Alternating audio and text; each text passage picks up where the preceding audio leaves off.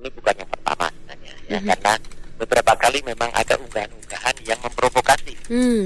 Indonesia, memprovokasi kita di situ. Misalnya dulu ada gambar harimau Malayan itu menerkam burung Garuda ya. Kemudian sempat ada juga lambang VOC yang dibawa-bawa lagi kemudian untuk menyudutkan Indonesia.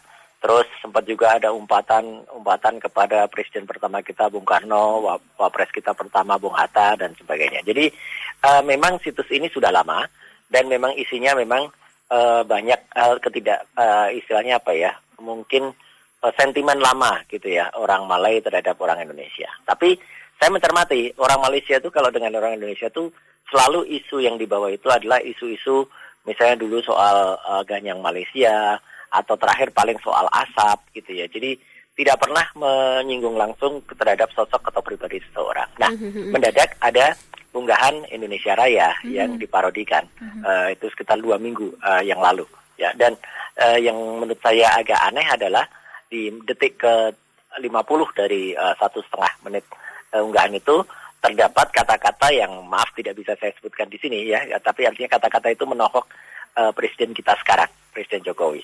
Nah itu yang kemudian saya melihat ini asing, ini aneh ini tidak mungkin orang Malaysia berpikiran seperti itu.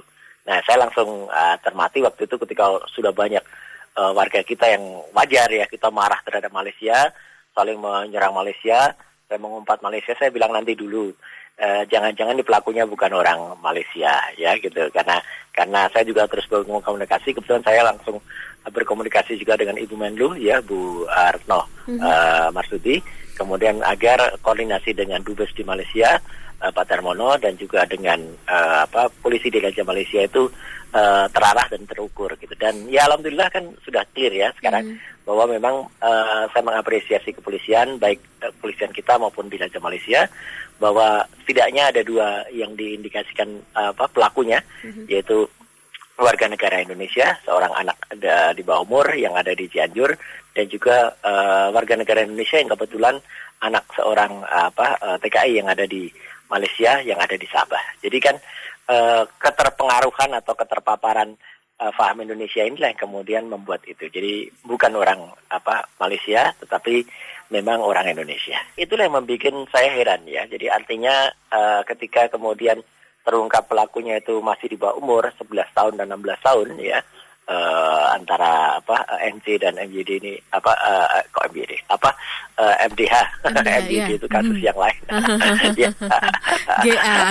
Nah itu ya Ya. MDF ini dan Mhm. JN ini usianya masing-masing 11 dan 16 tahun ya. Mhm. Maka saya juga dalam tweet saya yang tadi sore, saya juga bilang kepada kepolisian, jangan hanya berhenti di kedua orang ini, ya jangan berhenti di kedua anak ini. Mhm. Anak ini mungkin dipengaruhi atau didorong gitu ya Mhm. oleh unsur-unsur lain. Meskipun polisi juga sudah meyakinkan kita bahwa si kemampuan cyber atau kemampuan anak ini cukup lihai gitu ya. Untuk dia kan yang ada di Cianjur ini kan MDF ini kan sempat juga dia menggunakan teknologi agar dia terdeteksi lokasinya ada di Malaysia. Jadi Mmm. dia Mhm. menggunakan menyaru supaya dia tagnya itu ada di tagnya itu di Malaysia, bukan di Indonesia. Nah, jadi kan sempat mengelabui. Tapi menurut saya dia lebih dari itu